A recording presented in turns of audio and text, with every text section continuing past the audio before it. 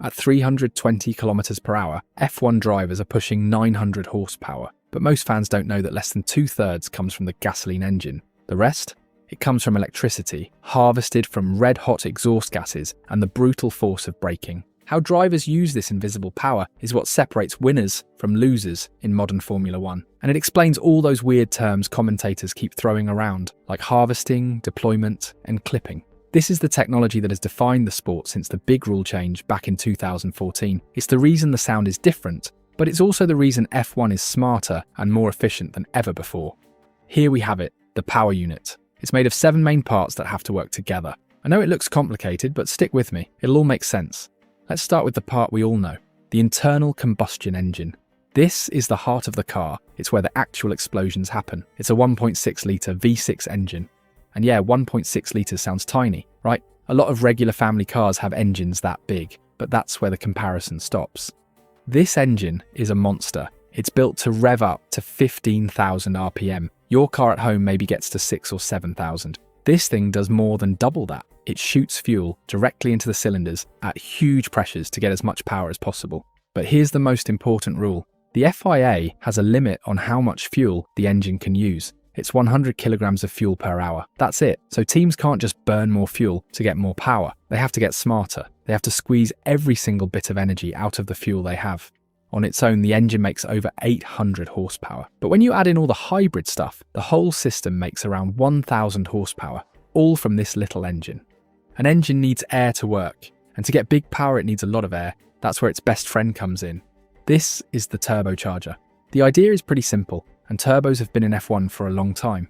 It has 2 fans connected by a shaft. Hot exhaust gas from the engine spins one fan. That makes the other fan spin, and that second fan sucks in fresh air and shoves it into the engine. More air means a better bang from the fuel, which means more power.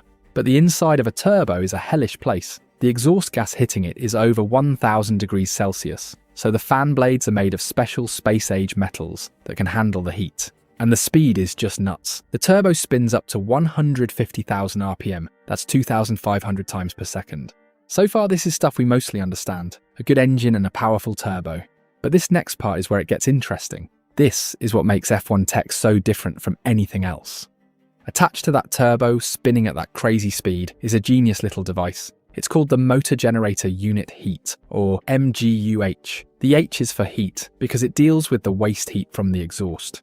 That turbo is spinning with a ton of energy from exhaust gas that would normally just fly out the back of the car. It's wasted energy. The MGU-H grabs that spinning energy and turns it into electricity. It's literally recycling waste heat. But it has a second job, a really important one. You know turbo lag in some road cars? That pause when you hit the gas and wait for the power to show up? The MGU-H gets rid of that completely. It can work in reverse and use electricity to spin the turbo up to speed instantly. So when the driver hits the gas, the power is there right away, no waiting. So the MGU-H does 2 things. It makes electricity when the car is going flat out, and it kills turbo lag when the driver gets on the power. This one part is so special and expensive that they're actually banning it in 2026 to make it easier for new companies to join F1. But for now, it's what makes this whole system work.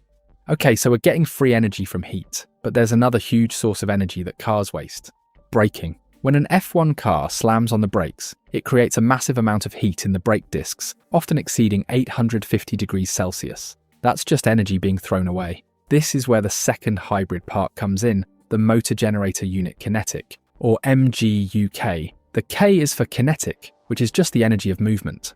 The MGU-K is the part that's a bit like a normal hybrid car, like a Prius. It's connected to the engine's main shaft. When the driver hits the brakes, the MGU-K kicks in and acts like a generator. The force of the car slowing down spins it, and it turns that energy into electricity. It captures energy that would have been lost. And just like the MGU-H, it works both ways. When the driver wants a power boost, the MGU-K turns into a motor. It takes that saved electricity and gives the car an extra kick of a full 160 horsepower. This is the overtake button you hear about. It's that instant electrical push for attacking or defending. But the drivers can't use it all the time. The rules say you can only use a certain amount of this energy per lap, about 4 megajoules. This adds a whole strategic layer. Do you use it all on one long straight, or use little bits of it coming out of a bunch of different corners? That's what the driver and engineer are figuring out every second. So we're grabbing electricity from the turbo and from the brakes, but where do you keep it? It all goes here into the energy store. You can just call it the battery.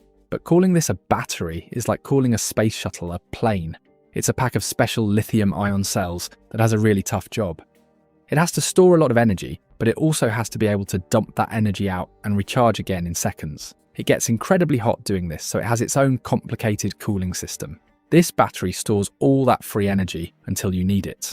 Okay, let's recap. We have the engine making power from fuel, the turbo pushing in air, MGU-H making power from heat, the MGU-K making power from braking, and the battery holding it all. So how do you manage all this? It's a constant high-speed flow of energy going all over the place. That's the job of the control electronics. This is the brain of the whole power unit. It's a box of computers running a ton of software. And here's a fun fact. All teams have to use the same basic computer, which is made by McLaren. This lets the FIA check to make sure nobody is cheating. But the teams write their own secret software to run on it, and that software is a huge part of what makes a car fast. The control electronics is what makes this whole complex system actually work. And finally, you have the exhaust. Now today, its main job is pretty straightforward. Get the hot gas out of the car safely. But this is a perfect place to talk about a cool bit of F1 history that shows how smart the teams can be. You might remember the cars from the early 2010s, right before this hybrid era started. Back then, the exhaust was a massive weapon in the aerodynamics war. This practice was known as using an exhaust-blown diffuser, or sometimes hot blowing. It was a major area of development. Teams figured out how to direct the super hot exhaust gases coming out of the engine over the top of the car's rear floor, an area called the diffuser. By blowing all that fast-moving air over it, they sealed the edges of the floor, creating a massive amount of suction that glued the car to the track. It gave the cars insane amounts of grip, especially in high-speed corners. Of course, the FIA eventually stepped in. They decided this was getting a bit out of hand, so they introduced strict rule changes. They now mandate the exact position and angle of the exhaust tailpipe, all designed to restrict this aerodynamic benefit. So that's why today, the exhaust is much more controlled. It's still really important, but it's no longer the aero trick it once was. So when you look at an F1 car now, don't just see an engine, see it as a power unit. It's a whole system that combines a powerful V6 with a hybrid system so smart, it recycles its own waste heat and braking power. The result is an efficiency of over 50%.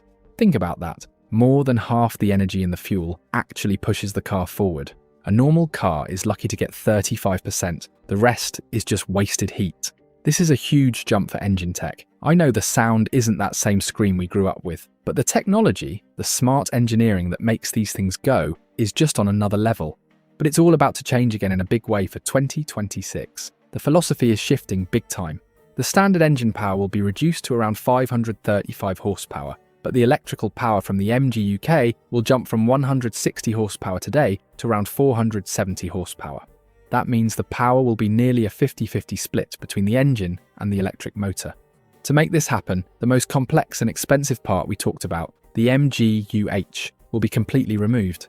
They decided to do this to lower costs and make the sport more attractive for new manufacturers to join, which is why we're seeing huge names like Audi and Cadillac getting involved. The fuel is also a big part of the change. The cars will run on 100% sustainable e-fuels. This isn't biofuel from crops, it's synthetic fuel, created in a lab using things like household waste or even by capturing carbon directly from the atmosphere. They want to make a carbon-neutral fuel that could, in theory, be used in a regular road car. And for the racing itself, they're even introducing a new driver-controlled override mode, allowing drivers to deploy a burst of extra electrical energy for a speed boost to help them overtake. It will be a new layer of strategy. This is what makes modern F1 special. The next step is already on the way. It proves that F1 isn't just a race, it's basically a rolling tech lab, constantly pushing technology that will end up in regular cars. It's a bit quieter, sure, but it is smarter than ever before. If you enjoyed this, subscribe for more Formula One content. Thanks for watching.